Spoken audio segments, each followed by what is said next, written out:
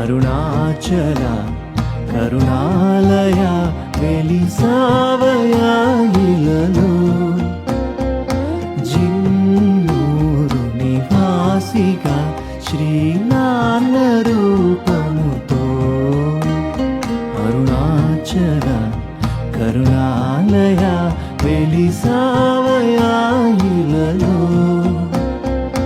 Jinnuru నివాసిగా శ్రీనాన్న రూపముతో.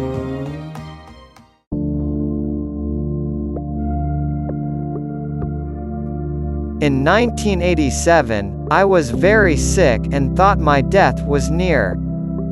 Even the doctors of Palakalu, thinking that my days were over, sent me a message through their compounders asking me to eat all I relished. I felt delighted when I heard that I would die very soon, for I neither needed to travel anymore nor do any service to the body. But feeling happy is also not the correct state. Even that is a weakness. We should neither feel happy nor feel depressed when death approaches us. We will not abide by God's will if we get either pleasure or pain from hearing about our death. When I had a 104 degrees Celsius temperature, I viewed a supernatural power that was bodiless. The doctors suspected my disease to be cancer. My mind was prepared to leave the body. I had no other thoughts. I didn't even get the thought that if the fever subsided, I would visit Arunachala and do Giripradakshina. One day a bodiless power came and asked me, "Did you ever hear of Udupi?" I said, "Udupi is in the state of Karnataka." Then it asked me again, "Are you aware of the deity there?" Then I replied, "Yes, it is Lord Balakrishna." The body was invisible and making me answer its questions. Then it asked me, "Do you know who consecrated Udupi Krishna?" I replied, "Yes, it is Madhvacharya." Then the voice said, "Visit Lord Krishna in Udupi to get rid of your fever." Saying so, it disappeared. But I didn't even get the thought of visiting Udupi to see Lord Krishna. Then I told the doctor about my conversation with a formless voice. The doctor said they were clueless about the cause of the disease and hence asked me to take a vow to visit Udupi. But how much ever I tried to take the vow, I was unsuccessful. Not that I didn't want to visit Udupi or disliked Udupi Krishna. I didn't even get the thought of doing Giripradakshina if the fever came down. I felt all this to be a dream. So what, even if I die? This body is made up of 5 elements. Until the prarabdha karma or the accumulated past karma is exhausted, the prana or life breath clings to the body. Once the prarabdha gets exhausted, the body expires. Alokaye Sri Balakrishnam Alokaye Sakhi Alokaye Sri Balakrishnam Sakhi Ananda Sundara Tandava Krishnam Sakhi Ananda Sundara Tandava Krishnam Alokaye Sri Balakrishnam Charananikwanitanupura Krishnam Karasangata Kanaka Kankana Krishnam Charananikwanitanupura Krishnam Karasangata Kanaka Kankana Krishnam Kinkini Jala Gana Ganita Krishnam Kinkini Jala Gana Ganita Krishnam Loka Shankita Taravali Mauktika Krishnam मौक्तिककृष्णम् आलोकये सखी आलोकये श्रीबालकृष्णम्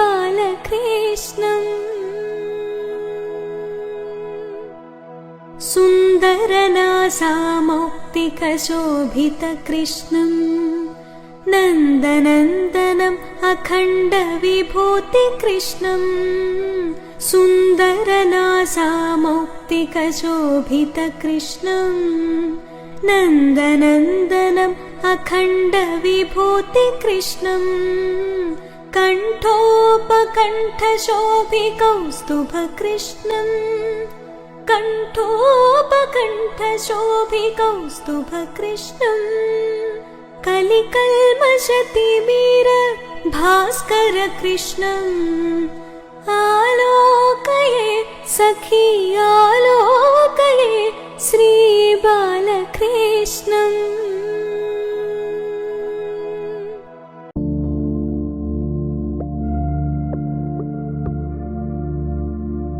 All the beauty lies within the heart. Beauty doesn't exist in external things. Once, I had a vision of Bala Anjaneya Swami, or child Hanuman, in a dream when I was in Shirdi. Before this, Anjaneya Swami never gave such a darshan in any dream. I, too, did not worship him or contemplate upon him before. Leave out the god or devil.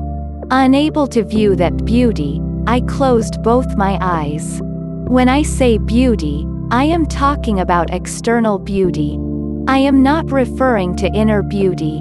Anjaneya Swami is the most beautiful. His beauty is indescribable.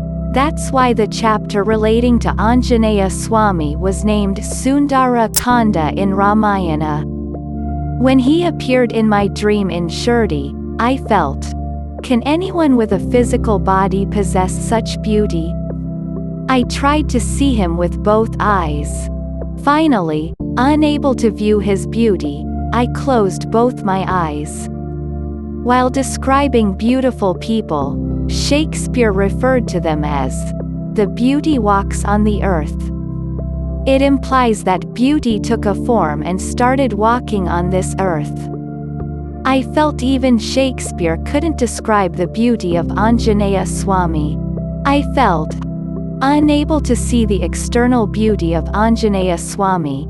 If I have closed both my eyes, then can I ever see his inner beauty? I felt how wonderful his inner beauty should be. True beauty is inner beauty.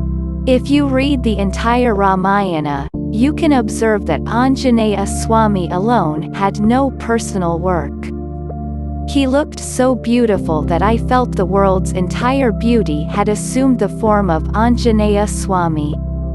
Even in this waking state, my eyes keep searching if I can see such a beautiful form again. Till now, I could not see such beauty externally. I felt even sage Valmiki could not do justice in describing Anjaneya Swami's beauty. Leave aside Valmiki Maharshi.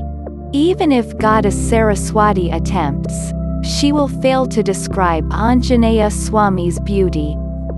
I am saying so because when Anjaneya Swami's physical beauty looks so wonderful, how incredible should his heart's beauty be? Beauty is truth. Truth is beauty. There is no beauty greater than truth. There is no knowledge greater than truth. There is no bliss greater than truth. There is no peace greater than truth. Therefore Brahman is described as Satyam, Jnanam, Anantam, or truth, knowledge, infinity. Remember, we have come to this planet to get experience related to Brahman and not merely to cover our bodies or merely for food and clothes.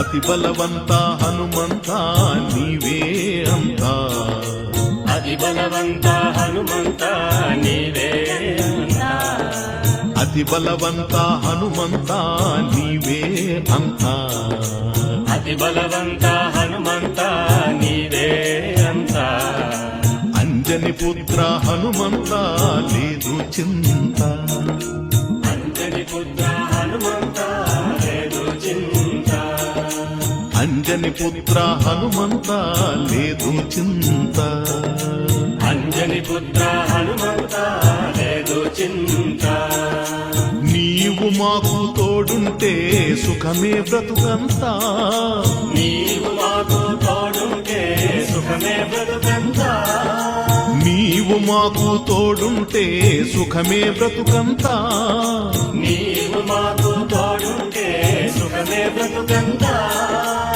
ఏది ఉండినా ఏది ఊడినా అంతా నిశ్చింత అతి బలవంత హనుమంత నీవే అంతా అంజని పుత్ర హనుమంత లేదు చింత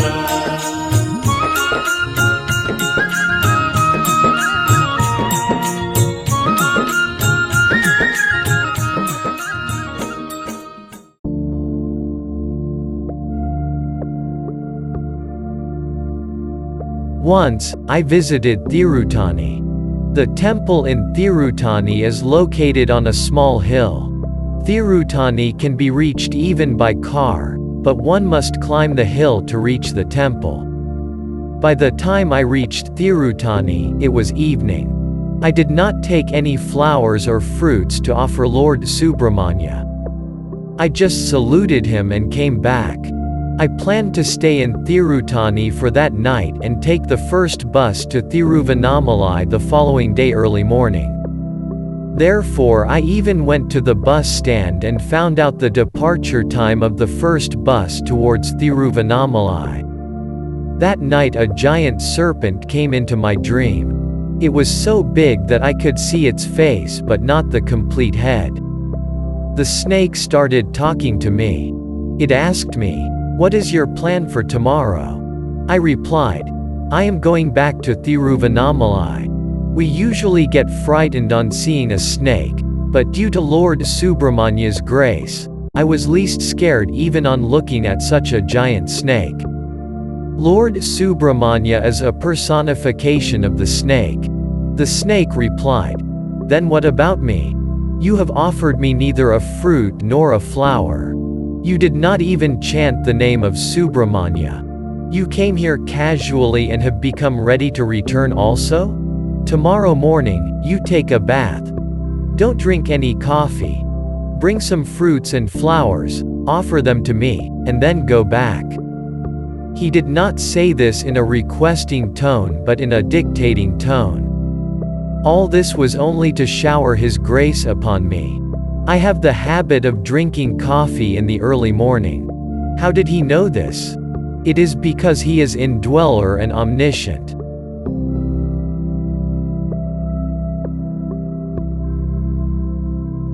Gods are related to one another. Similarly, human beings are related to one another. But there is a relationship between Lord Subramanya and me. He is a divine personality, and I am a human being. Usually, the gods and human beings are not related to each other. But when I remember Subramanya, I feel he is my relative. I don't feel like saluting him if I see his photo anywhere. Not because I don't like him. I feel, why should family members honor each other? I feel as if I am also his family member. Subramanya Swami and I have been related to each other since several births.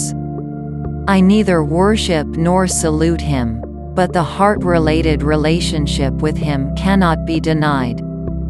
He is very close to my heart.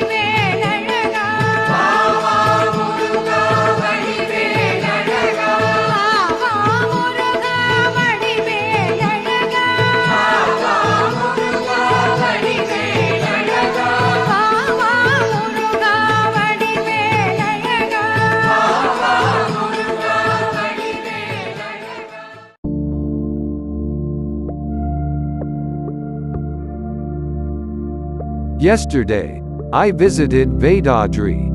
Before going to sleep, I did some japa in the evening. What japa did I do? I started chanting, Om Namo Narasimhaya, Om Namo Narasimhaya. When I started chanting so, all the other thoughts got subdued. The thought of being in Jagayapeta also was lost. The thoughts related to place and time also vanished.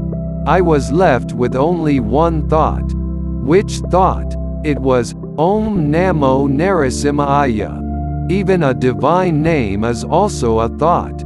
I was chanting, Om Namo Narasimhaya, Om Namo Narasimhaya. Suddenly I fell asleep. I am unsure whether I will gain merit by chanting the Lord's name, but I got a good sleep.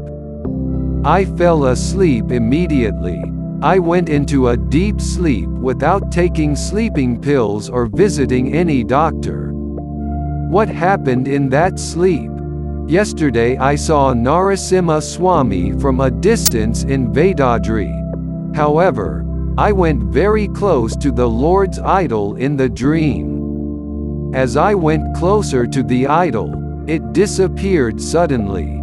Then I saw a great light in place of the idol. It cannot be seen with these physical eyes. Then a bodiless voice started speaking. A wonder indeed, as nobody was visible, but a voice was audible. It said, "Do you consider me an idol? I am not the idol that you were able to see. I am this great light. I am not limited to this idol. You think that you have not seen me closely. But this is my true nature. Idol worship is only for the sake of sense control. It is required only to bring you here. It was a great light indescribable in words. It neither resembled the light of the sun nor the light of electricity nor the light of a kerosene lamp. It was a great light. It was a great light, consciousness, and a nameless and formless luster. We can't say that it was invisible. It was visible but was nameless and formless. Thus Narasimha Swami revealed himself to me as a great light, the true form in which he exists. Again he brought me into the waking state without even showing the idol. Sometimes we are very near to truth in the dream state than in the waking state. I felt like I was near the truth in yesterday's dream.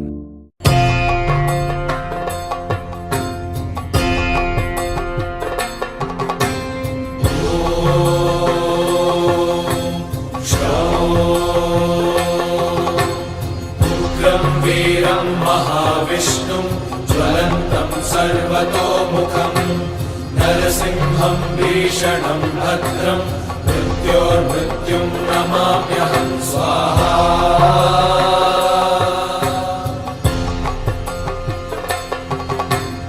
उग्रं वीरं महाविष्णुं ज्वलन्तं सर्वतोमुखं नरसिंहं भीषणं भद्रं मृत्योर्मृत्युं नमाम्यहं स्वाहा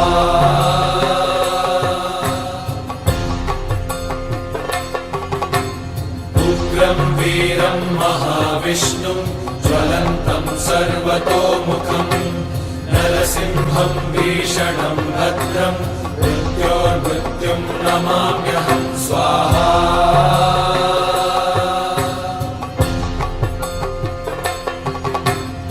उग्रं वीरं महाविष्णुं ज्वलन्तं सर्वतोमुखं नरसिंहं भीषणं भद्रं मृत्युं नमाम्यहं स्वाहा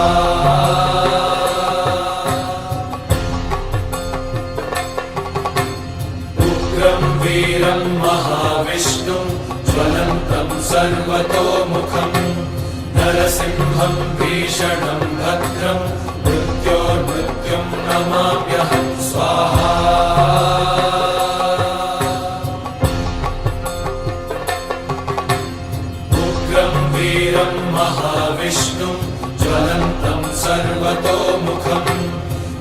नरसिंहं भीषणं भद्रं मृत्योर्मृत्युं नमाम्यहं स्वाहा।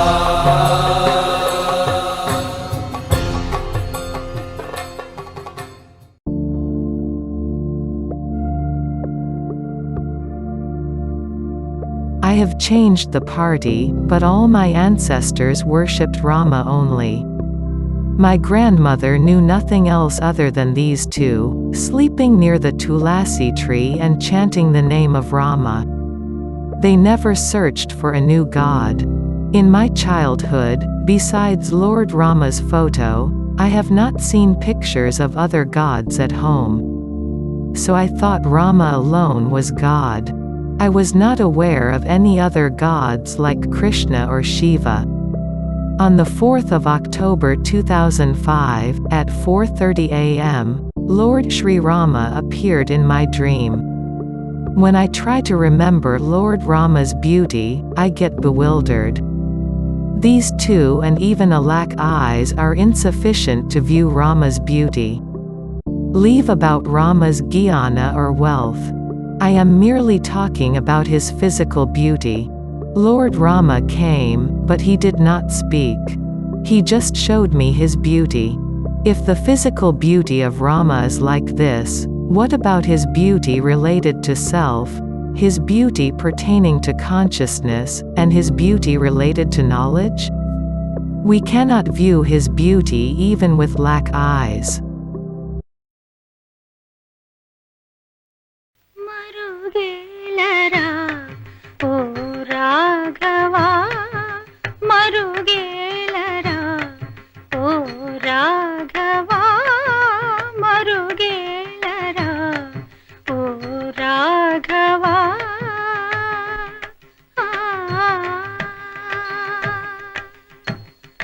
మరుగేల చరాచర రూప పరాత్పర సూర్య సుధాకర లోచన మరుగేల చరాచర రూప పరాత్పర సూర్య సుధాకర లోచన మరుగేలరా ఓ రాఘవా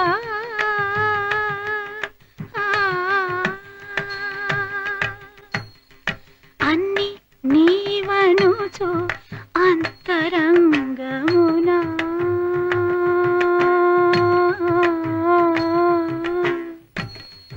అన్ని నీవనుచు అంతరంగమునా తిన్నగా వెదకి తెలిసికొంటెనయ్యా అన్ని నీవనుచు అంతరంగమునా తిన్నగా వెదకి తెలిసికొంటెనయ్యా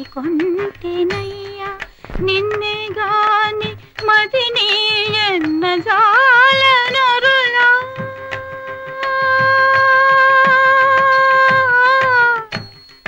నిన్నే గాని మదినెన్న జాలనరులా నన్ను బ్రోవవయ్యా త్యాగరాజనుత మరుగేలరా ఓ రాఘవా మరుగేలరా ఓ రాఘవా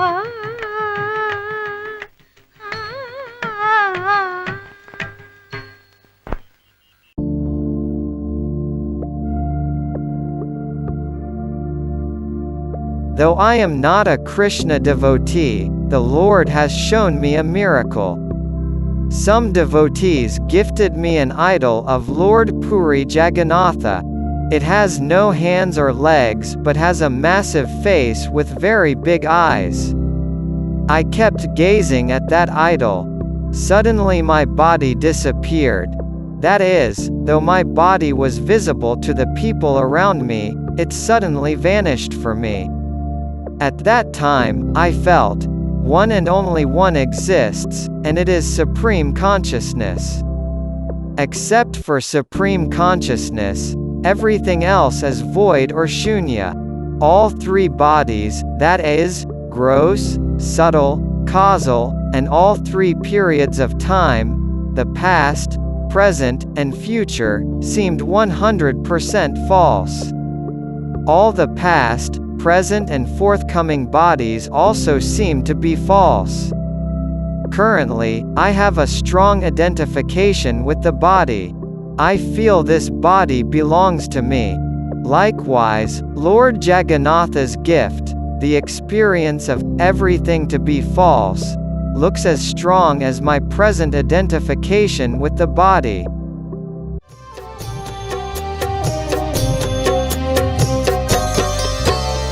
चतुर्भुजा जगन्नाथ कंठ शोभित कौस्तुभ पद्मनाभः वेदगर्वः चंद्र सूर्यः विलोचनाः जगन्नाथ लोकनाथ नीलाद्रिः सह परोहरि दीनबन्धुर्दया सिन्धु कृपालुः च नरक्षकः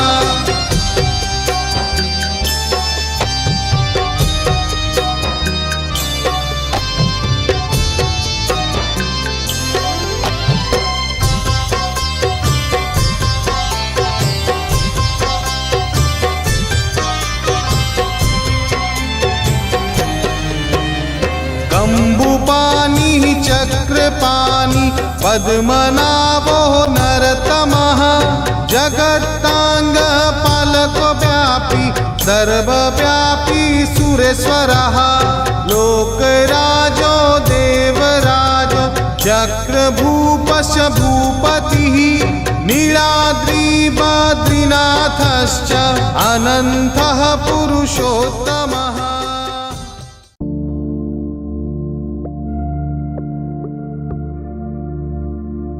Yesterday at approximately 2 p.m., Adi Shankaracharya gave me his darshan in my dream. Usually, Acharya wears saffron clothes, but yesterday he wore white garments. Acharya's Upanayana happened when he was 5 years old, and he left home at the age of 8. So Acharya, who came into my dream, was a 6-year-old boy who didn't accept sannyas yet but completed his Upanayana or thread ceremony. He did not look angry but looked like a personification of grace. He didn't say anything but showered his grace. On receiving his grace, my mind's wandering stopped immediately, resembling a welling ocean that stopped overflowing suddenly. This stillness of mind continued even after waking up from the dream. Acharya showered his grace in silence without the aid of any words. Though I don't speak much about Acharya, I have a special place and an unknown liking for him within my heart. If you like someone, you need not express that liking for them externally. It doesn't imply affection exists only when expressed, and the absence of expression suggests no liking. Only when you lack liking it needs an external manifestation. When you have true liking, you need not express it in words. There is no necessity for words when actions speak. More words are required when there are no actions. So Acharya didn't talk with me in my dream. He showered his grace in silence, which calmed down my mind and continued even in the waking state. Once I came out of the dream, I was reminded of the preachings in Sadhana Panchakam. Acharya has written a book called Sadhana Panchakam. Some people refer to it as Upadesha Panchakam. There are 700 verses in Bhagavad Gita, whereas there are only 5 verses in Sadhana Panchakam describing how to do sadhana. Good deeds performed and forgotten also yield results. Good words heard and forgotten will be reminded at the appropriate time when needed. We may forget those good words, but they will protect us from falling into danger. Though you may not be able to practice the good words heard, it is always good to listen to them. When there is a sudden danger, these words come to your rescue. I read Sadhanapanchakam almost 10 years back. I never mentioned it in any of my discourses too. Gist of the Sadhanapanchakam. 1. Don't have an excessive love for others. If not, your mind cannot get introverted and turn toward the truth. 2. Externally, you may do a good deed but let it not be beyond the limits. 3. Let your compassion not exceed the limits. 4. Being a human, it is natural that you may get angry at some point or another when harmed by others. However, let not that anger lead towards your ruin. Your anger should be transient, resembling a line drawn on water. Don't carry it up to the graveyard. 5. Work egolessly. It will aid in your search for truth. Let me elaborate on the preachings from Sadhanapanchakam. Excessiveness is forbidden in all things. If you are excessively compassionate towards others and allow the mind extraversion, you will become a big zero or worthless internally. Fulfill the purpose for which you came to this planet, that is, know thyself. Animals grow horizontally, whereas humans grow vertically. So man is eligible to earn jnana. You may feel that compassion is a divine attribute. But if compassion is excessive, the mind will not get introverted. Without introversion, the Brahman inside will not be revealed. When Brahman is not revealed, the good is considered evil, the Maya is considered jnana, and the non-self is considered self. If you contend with the good attributes alone, you will rise from one pit and fall into another.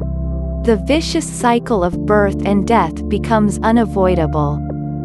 If you are wealthy and perform good deeds, others may praise you, but truth remains unrevealed. Your life is not for these petty things. The purpose of life is to seek the truth. Not that you should lack compassion, but it should not exceed the limits. Similarly, excessive anger is forbidden. Excessive anger extroverts the mind. If you don't exceed the limits, the mind gets introverted. Work done egolessly will aid in your search for truth. Work done egoistically will earn you merit, which will get exhausted on one day or the other. When I have forgotten Sadhanapanchakam, how will I preach it to others? This resembles the saying of a frog who was Lord Rama's devotee. It said, "If anyone tries to kill me, I will chant the name of Rama. However, if Rama himself tries to kill me, whom should I call upon for help?"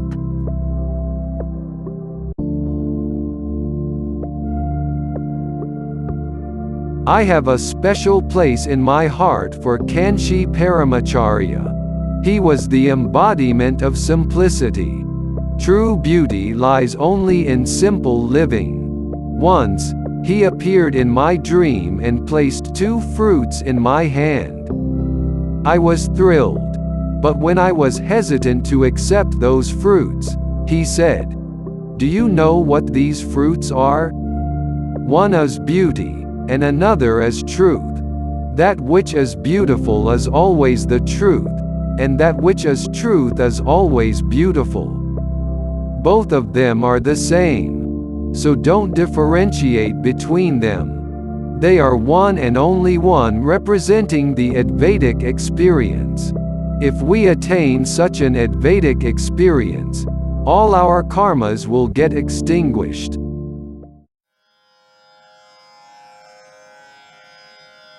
श्रीशङ्कराचार्यवर्यं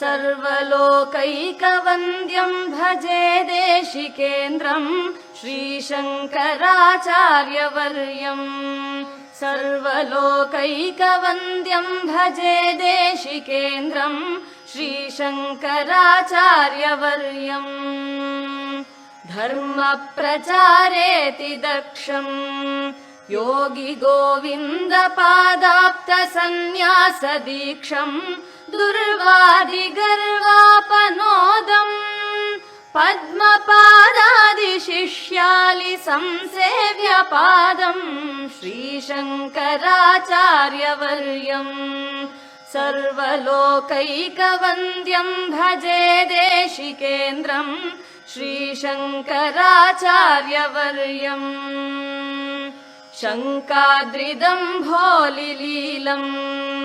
किङ्कराशेषशिष्यालि सन्त्राणशीलम् बालार्कनीकाशचेलम् बोधिताशेषवेदान्तगूढार्थजालम् श्रीशङ्कराचार्यवर्यम् सर्वलोकैकवन्द्यम् भजे देशिकेन्द्रम् श्रीशङ्कराचार्यवर्यम् रुद्राक्षमाला विभूषम् चन्द्रमौलीश्वराराधनावाप्ततोषम् विद्राविताशेषदोषम् भद्रपूगप्रदम् भक्तलोकस्य नित्यम् श्रीशङ्कराचार्यवर्यम् सर्वलोकैकवन्द्यम् भजे देशिकेन्द्रम् श्रीशङ्कराचार्यवर्यम् पापाटवीचित्रभानुम् ज्ञानदीपेन हार्दन्तमोवारयन्तम् द्वैपायन प्रीतिभाजम् सर्वतापापहामोघबोधप्रदन्तम् श्रीशङ्कराचार्यवर्यम् सर्वलोकैकवन्द्यम् भजे देशिकेन्द्रम् श्रीशङ्कराचार्यवर्यम्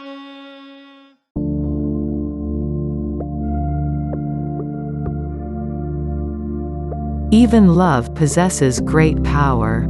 In England, some people used to call me Nannagaru, Nannagaru, mechanically. Some people used to call me Nannagaru in a low tone, but it used to be full of love. They called me not with their mouth mechanically but from the depths of their pure heart with love, respect, affection, and regard. Resembling this, yesterday night, I got a dream as if someone was calling out, Nannagaru, Nannagaru. I initially did not understand who was calling out, Nannagaru. However, once I woke up from the dream, I got reminded of the people in England who lovingly, from the depths of their hearts, called me, Nannagaru. Thus love has such great power. Usually, everyone uses the word, Nannagaru, but their call had a deep touch and softness. They were not stone-hearted people. If stone-hearted people call out, Nannagaru, it would seem rude. That softness and ability to touch the heart existed only in the call of the people of England. It implies that even though the body is lost and the world is invisible, such is the touch of that love. I woke up as if someone was calling me. I came back from the dream state to the waking state. However, that soft call remained within my heart. It brought me back into the waking state. When worldly love has such a power, how powerful should divine love be? Till now, I was referring only to worldly love. When worldly love has such great power, God's love and power become limitless.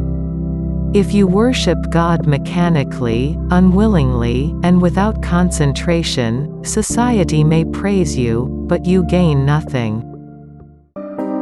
More love, more power, more of you in my life.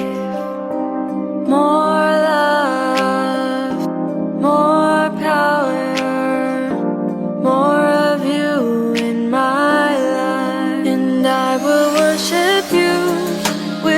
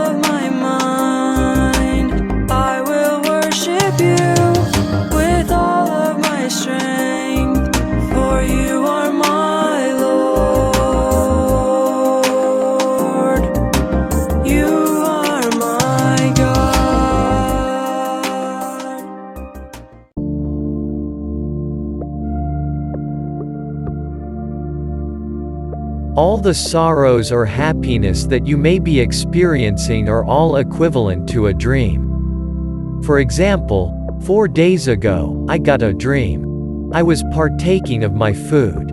Suddenly there was a big storm that filled my plate with mud. I felt very sorrowful in my dream. I felt bad that the food that was so clean and so tasty was no more eatable. The force of sorrow was so great that, unable to tolerate it, I woke up. Once I woke up, there wasn't any food, mud, or sorrow. I was very peaceful. I questioned the reason for my grief when nothing happened. Similarly, though we have been experiencing unending woes throughout our innumerable births and deaths, once we are awakened into the state of immortality, we will question ourselves why we felt so sorrowful when nothing ever happened.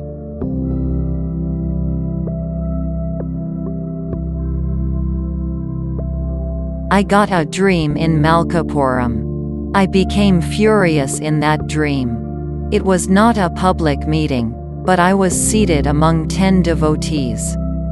All of us were chanting, Arunachala Shiva, Arunachala Shiva, Arunachalam, Arunachalam. It was a small gathering only. Then suddenly, an orthodox Vaishnavite who staunchly believed that Vishnu alone is supreme God and all the other gods are demigods came to us. He believed and preached, Vishnu alone can fulfill our desires. If Vishnu represents the collector, Shiva represents his subordinate officer like Tahsildar, etc. I did not get angry by seeing him. Instead, I asked him to sit down. Then he said, "You will not get liberated if you chant the name of Shiva, but you will get liberated only by chanting the name of Vishnu." Then I became outraged. He ran away, looking at my anger before I could scold him. I later felt, why should I be so disturbed by him? Until I got this dream, I did not even realize I possessed so much anger.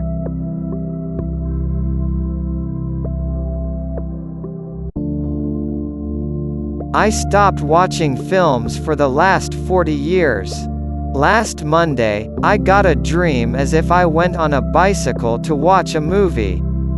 My cycle was not found when I returned after an hour or two. I felt, someone has stolen my bicycle.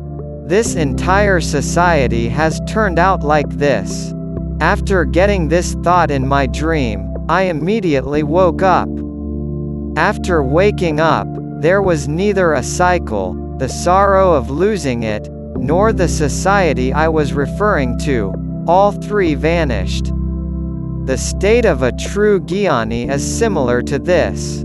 The whole universe seems like this when true jnana is experienced within the heart.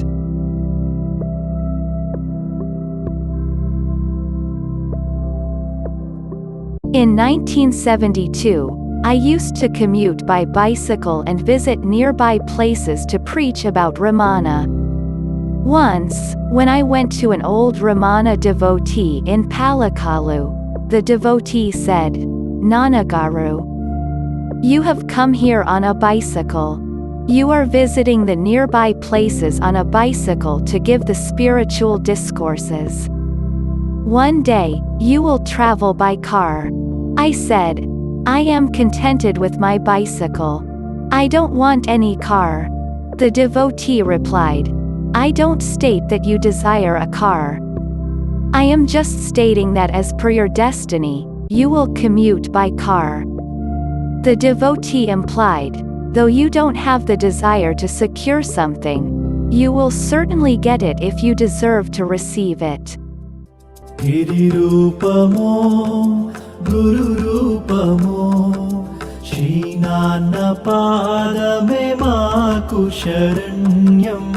Girirupamo, Gururupamo, Srinanna Padame Maku Sharanyam. Girirupamo, గురు రూపము శ్రీ నాన్న పాదమే మాకు శరణ్యం.